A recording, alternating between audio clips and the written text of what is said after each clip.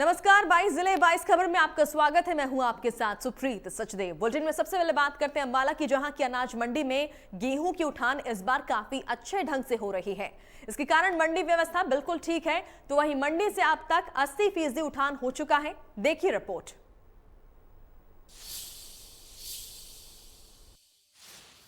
गेहूं की फसल का सीजन लगभग खत्म होने को है। इस बार अंबाला की अनाज मंडी में सिर्फ 3.5 लाख क्विंटल गेहूं की आवक ही हो पाई है, जो कि पिछली बार 9.5 लाख से ऊपर थी। इस बार गेहूं की आवक कम होने का मुख्य कारण मौसम की मार रहा। बात गेहूं के उठान की करें तो वो अंबाला में काफ़ी तेज़ी से चल रहा है। इस बार अभी तक 80% से ऊपर फसल का उठान हो चुका है, जिसके चलते किसान या आड़ती को किसी प्रकार की दिक्कत का सामना नहीं करना पड़ रहा है। उठान अहम इसलिए है कि गेहूं जब तक गोदाम में नहीं पहुंचेगा तब तक किसान को फसल का पैसा नहीं मिल पाएगा। इस बार अंबाला में काफ़ी तेज़ी से उठान हो पा रहा है। बात व्यवस्था की करें तो वो भी बिल्कुल ठीक दिखाई दे रही है। अमन कपूर, इंडिया न्यूज़ हरियाणा। कैथल अनाज मंडी में गेहूं की उठान न होने से किसानों को भारी परेशानी का सामना करना पड़ रहा है। मंडी में लगभग 5 लाख से ज्यादा गेहूं के बैग पड़े हुए हैं। देखिए रिपोर्ट। उठान को लेकर किसानों को काफ़ी परेशानियों का सामना करना पड़ा। लगातार किसान कैथल के अनाज मंडी पहुंच रहा है, लेकिन उठान न होने के कारण किसान काफ़ी तंग दिखाई दे रहा है, क्योंकि काफ़ी दिक्कतें किसानों को आ चुकी है। बात करें मौसम के बदलाव को लेकर तो कभी भी कैथल हरियाणा के अंदर मौसम का बदलाव हो सकता है। उसको लेकर कोई भी तैयारी अब तक कैथल अनाज मंडी में नहीं की गई। मैं मौजूद हूँ कैथल की अनाज मंडी में। यहाँ पर आप देख सकते हैं किस प्रकार जो बैग है, लगभग 5 लाख के बैगों की संख्या है। यहाँ पर बिल्कुल जाम लगा हुआ है। किसान का उठान बैगों का अब तक नहीं हो पाया। किसान बार बार कहता हुआ नज़र भी आता है और अपील करता भी अधिकारियों से नजर आ रहा है कि जो उठान है गेहूं का वो जल्द किया जाए, ताकि किसान अपने घर जल्दी पहुंच सके। उसी को लेकर आड़तियों को भी काफ़ी दिक्कतों का सामना करना पड़ रहा है। और बात करें टोटल बैगों की संख्या तो 5 लाख के करीब इन बैगों की संख्या है, और 11 लाख क्विंटल जो गेहूँ कैथल अनाज मंडी में पहुँचा था, और 7 लाख जो गेहूं है उसका उठान भी कैथल अनाज मंडी में हो चुका है। सेक्रेटरी द्वारा भी अपील की गई है किसानों से, और जो आड़तियों के अभी कोई की अगर किसी भी दिक्कत का कोई परेशानी हो तो वो सेक्रेटरी कार्यालय में आकर उनसे मिलकर बातचीत कर सकते हैं। अब देखना ही होगा कि क्या किसान का उठान है होने के कारण लगातार किसान ऐसे ही परेशान दिखाई देगा, या फिर जल्द ही किसानों का जो उठान है पीला सोना है वो उसका उठान होगा। ऐसे कैमरामैन संदीप डोल के साथ मनोज मलिक, इंडिया न्यूज़ हरियाणा। उठान को हिसार के लघु सचिवालय में किसानों ने धरना प्रदर्शन किया। नारनौल के जो किसान पिछले काफी दिनों से धरने पर बैठे हुए थे, उनके खाप पंचायत के लोग हिसार के लघु सचिवालय में पहुंचे। देखिए रिपोर्ट।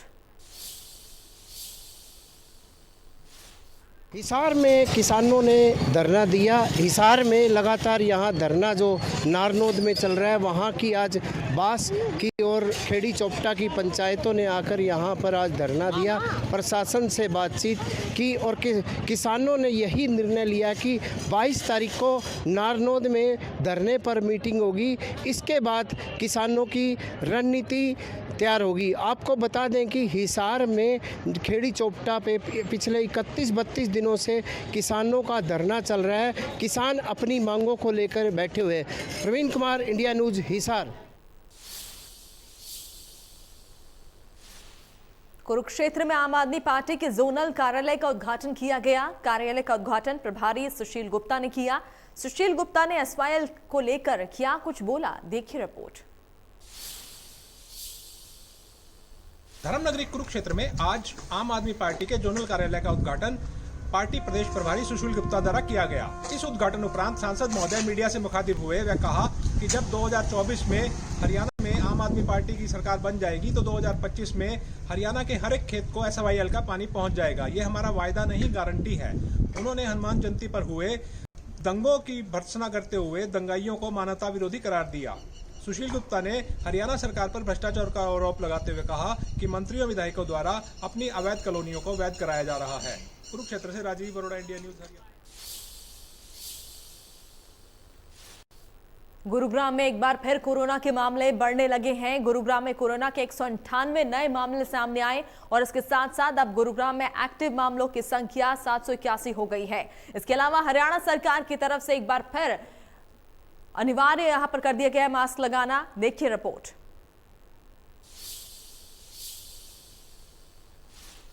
गुरुग्राम में लगातार बढ़ रहे कोरोना के मामलों के बाद कहीं ना कहीं स्वास्थ्य विभाग की जो चिंता है वो बढ़ती जा रही है। और पिछले 24 घंटे की मैं बात करूं तो गुरुग्राम में 196 नए कोरोना के मामले सामने आए हैं। तो वहीं पर रिकवरी रेट की मैं बात करूं तो 136 लोगों ने कोरोना को मात देकर वो अपने घर वापसी की है। और इसी के चलते मैं बात करूँ तो दिल्ली एनसीआर में जिस तरीके से लगातार मामले बढ़ रहे हैं तो हरियाणा स्वास्थ्य विभाग की तरफ से हरियाणा के 4 जिलों में मास्क लगाना अनिवार्य कर दिया, जिसमें कि गुरुग्राम, फरीदाबाद, झज्जर और सोनीपत शामिल हैं, क्योंकि एनसीआर के सबसे नजदीक यही जिले हैं और इसमें मास्क लगाना अनिवार्य है। जिस तरीके से लगातार बढ़ते मामलों के बीच में स्वास्थ्य विभाग की जो चिंता है वो बढ़ती जा रही है, लेकिन अभी भी लोगों को कहीं ना कहीं जागरूक होना पड़ेगा। जिस तरीके से आप बिना मास्क के जो लोग नजर आएंगे उनका 500 रुपए का गुरुग्राम पुलिस चालान भी करेगी। तो ऐसे में कहीं ना कहीं लोगों को अपनी जिम्मेवारी समझनी होगी और बढ़ते हुए कोरोना के संक्रमण को रोकना होगा, क्योंकि जिस तरीके से पहली वेव की बात करें, दूसरी वेव की बात करें, तीसरी वेव की बात करें, लगातार इंडिया न्यूज हरियाणा भी लोगों से यही अपील कर रहा था कि 2 गज की दूरी, मास्क है जरूरी। यदि इस नीति के साथ आप चलते हैं तो कहीं ना कहीं बढ़ते हुए कोरोना के मामलों पर नकेल कसी जा सकती है। लेकिन अब देखना ये होगा क्योंकि जिस तरीके से गुरुग्राम की जनता की मैं बात करूं, कहीं ना कहीं वो लापरवाह नजर आ रही है, अभी भी बिना मास्क के वो घूमती नजर आ रही है। अब ये देखना होगा कि गुरुग्राम की जनता कब तक जागरूक होती है और बढ़ते हुए कोरोना के मामलों पर नकेल कसने का काम करेगी। गुरुग्राम से कैमरामैन दिनेश सैनी के साथ संजय राठौर, इंडिया न्यूज। फरीदाबाद में कोरोना के मामले लगातार बढ़ रहे हैं। इसको लेकर स्वास्थ्य विभाग ने कमर कस ली है। स्वास्थ्य विभाग ने कोरोना की टेस्टिंग बढ़ाकर 2000 प्रतिदिन कर दी है। देखिए रिपोर्ट। फरीदाबाद में लगातार कोरोना के मामले बढ़ते जा रहे हैं और अब फिलहाल की बात करें तो 150 से ज़्यादा एक्टिव मरीज यहां पर फरीदाबाद में अभी भी बने हुए हैं। और कहीं ना कहीं इसको लेकर स्वास्थ्य विभाग भी लगातार तय करने में लगा हुआ है कि कोरोना के पेशेंट ना बढ़ें। इसको लेकर उन्होंने जहां टेस्टिंग की संख्या बढ़ाकर 2000 कर दी है, तो वहीं कुछ सैंपल जांच के लिए भेजे गए हैं ताकि ये पता लगाया जा सके कि ये कोरोना का वेरिएंट जो ओमिक्रॉन है या फिर XE वेरिएंट है। हालांकि वैक्सीनेशन है जो वो भी तेज़ कर दी गई है और 14 से 17 साल के बच्चे हैं जो उनको भी स्कूलों में वैक्सीनेट किया जा रहा है। और इसके अलावा जो लोग तीसरी डोज लगवाने वाले हैं उनसे भी स्वास्थ्य विभाग ने अपील की है कि जिन लोगों ने अभी तक वैक्सीन नहीं लगवाई है वो जल्द से जल्द अपनी वैक्सीन लगवाएं। और इसके अलावा तमाम जो है यहाँ पर सुरक्षा प्रबंध उनकी तरफ से किए जा रहे हैं। साथ ही जो लोग बिना मास्क के जो भीड़ भाड़ वाले इलाके में जाते हैं, पब्लिक प्लेस में जाते हैं, उनके चालान भी यहाँ पर काटे जा रहे हैं। फरीदाबाद से इंडिया न्यूज के लिए राजेंद्र दहिया। तो प्रदेश में कोरोना की चौथी लहर से चिंता बढ़ गई है। प्रदेश सरकार ने 4 जिलों में मास्क लगाना अनिवार्य कर दिया है। देखिए रिपोर्ट। प्रदेश में कोरोना की लहर फिर से आ चुकी है। बात करें प्रदेश के कोरोना में कहीं ना कहीं जो मरीज हैं उनकी तादाद बढ़ती जा रही है और जिसको लेकर हरियाणा प्रदेश के स्वास्थ्य मंत्री ने 4 जगहों पर मास्क अनिवार्य किया है और उसके बाद पलवल में भी हलचल पैदा हो गई है।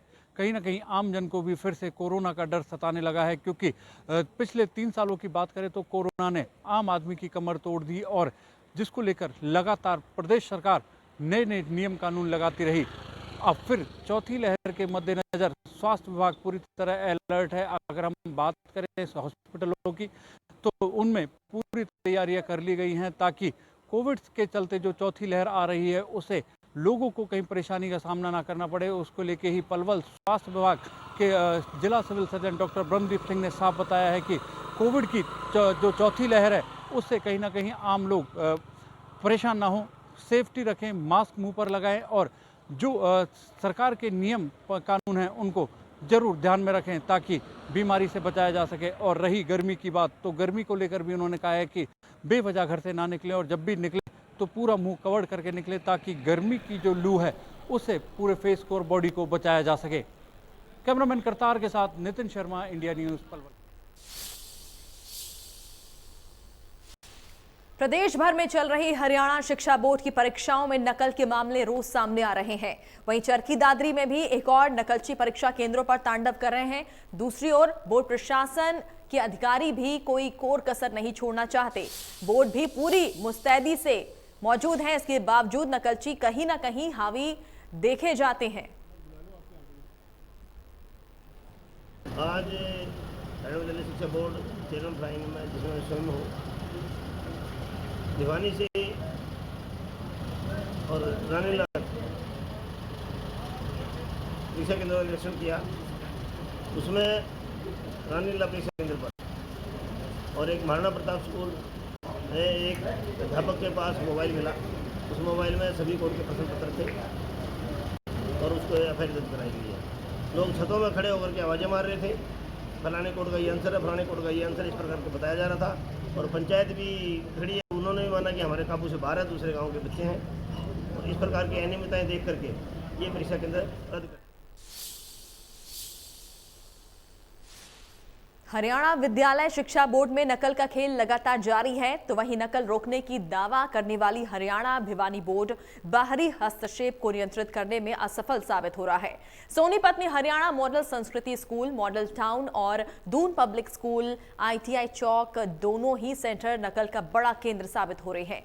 जहां हरियाणा मॉडल संस्कृति स्कूल में गेट के साथ बनाए गए कमरे की खिड़की नकल का केंद्र बनी हुई है, जहां बाहर खिड़की से अंदर बैठे हुए कर्मचारियों के माध्यम से नकल कमरों तक पहुंचाई जा रही है और ये नकल की सेटिंग पैसे लेकर की जा रही है। देखिए खास रिपोर्ट।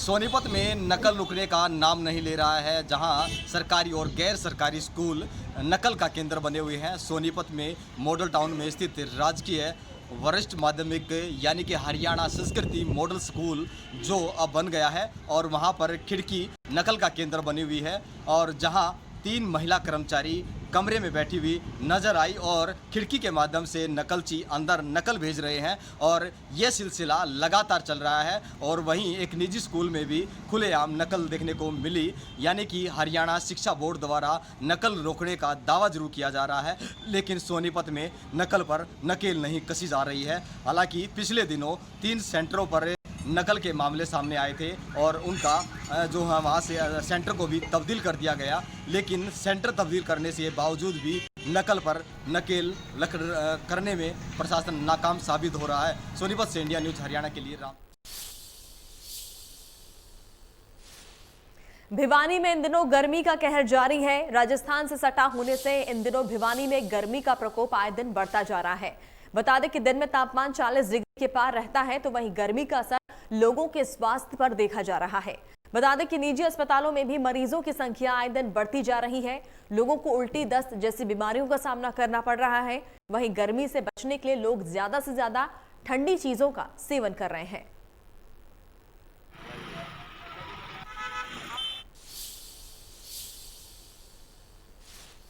गर्मी का सितम लगातार जारी है। वहीं सिरसा में भी गर्मी का सितम देखने को मिल रहा है। गर्मी के मौसम में सिरसा की सड़कें सूनी दिखाई दे रही हैं और फ्रूट विक्रेताओं की दुकानों पर भी ग्राहक नाम मात्र ही दिखाई दे रहे हैं। देखिए रिपोर्ट। गर्मी के मौसम में भी सिरसा के लोगों का जीना मुहाल किया हुआ है और लोग गर्मी के मौसम में सड़कों पर कम ही निकलते दिखाई दे रहे हैं। तो साफ तौर पर सिरसा में भी गर्मी का पूरा असर देखने को मिल रहा है। इस वक्त सिरसा का तापमान की बात की जाए तो सिरसा का तापमान 43 डिग्री अधिकतम तक पहुंच गया है, यानी सूर्य देवता के प्रचंड से आम लोग काफ़ी परेशान दिखाई दे रहे हैं। सड़कें सूनी दिखाई दे रही हैं और फल फ्रूट विक्रेताओं की सेल पर भी काफ़ी असर पड़ता हुआ दिखाई दे रहा है। फल फ्रूट विक्रेता का मानना है कि गर्मी के कारण लोग सड़कों पर काफ़ी कम दिखाई दे रहे हैं, जिससे फल फ्रूट भी उनका बिकना नामात्र रह गया है, जिससे उसकी आमदनी पर भी काफ़ी प्रभाव पड़ता हुआ दिखाई दे रहा है। आपको बता दें कि सिरसा का तापमान 43 डिग्री रिकॉर्ड किया गया है और जैसे दिन बढ़ता जाता है तापमान में भी बढ़ोतरी होती जा रही है। सिरसा से विजय कुमार, इंडिया न्यूज़ हरियाणा। गर्मियां शुरू होते ही पदार्थों को लेकर कालाबाजारी शुरू हो गई। वहीं फूड सेफ्टी विभाग भी सतर्क हो गया है। साथ ही शहर में विभिन्न पदार्थ सॉफ्ट ड्रिंक बनाने वाली फैक्ट्रियों का निरीक्षण किया गया। सेफ्टी अधिकारी ने जब फैक्ट्री में तैयार मटेरियल की जांच की तो वो भी काफी निम्न स्तर का था। जांच के लिए भेज दिया है।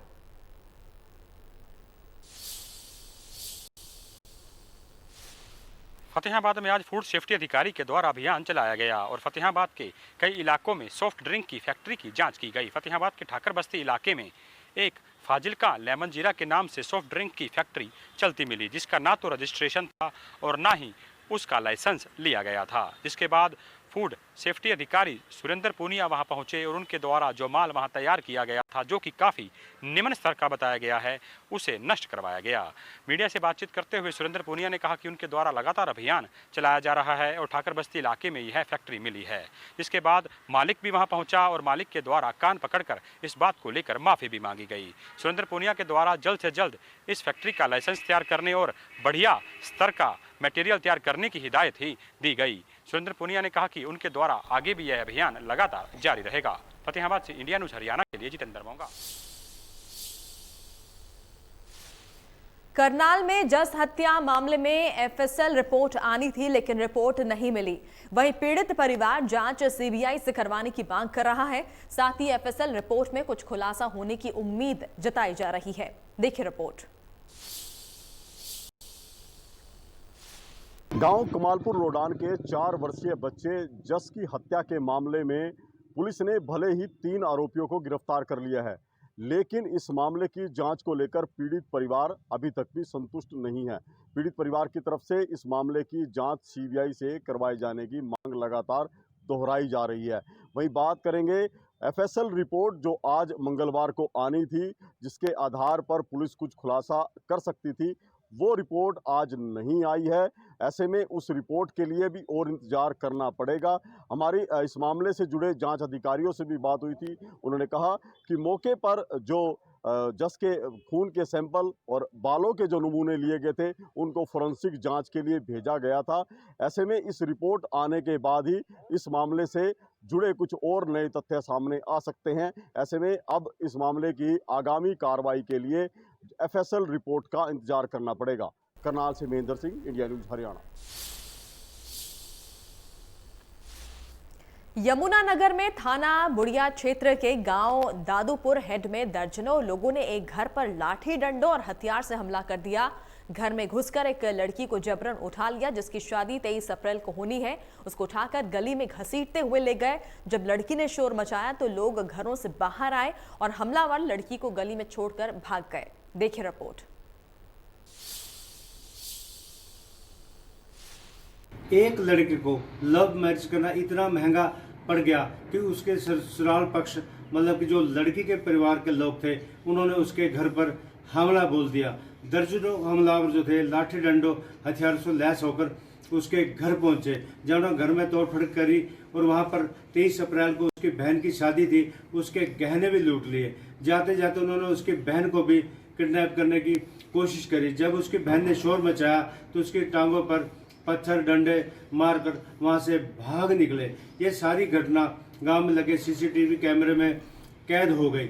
गांव के लोगों ने जब इसकी घटना एसएचओ बुढ़िया को दी तो एसएचओ बुढ़िया ने बताया कि उनके मामला संज्ञान में आ गया है, जल्दी से वह घटना को जांच कर मामले की कानूनी कार्रवाई करेंगे। यमुनानगर से देवीदास सारदा, इंडिया न्यूज़ हरियाणा। और इसी के साथ खबरों फिलहाल इतना ही। नमस्कार।